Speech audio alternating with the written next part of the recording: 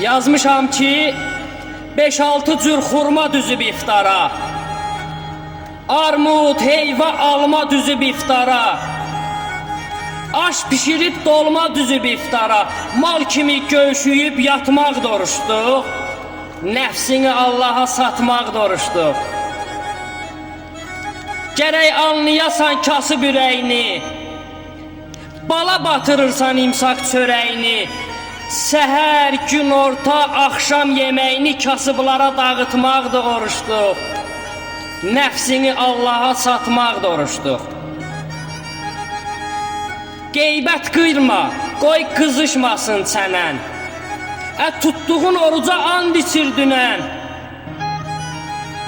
Fəhlənin maaşı ilə iftar eyləyən,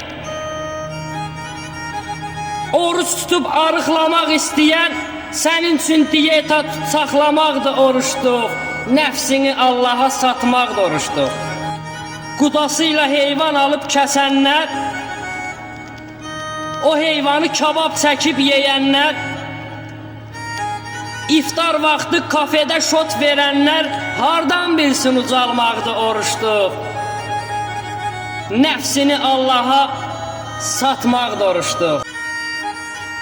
Sakit xalqla pis eyləmə özünü, kimdi sayan sözlərində düzünü?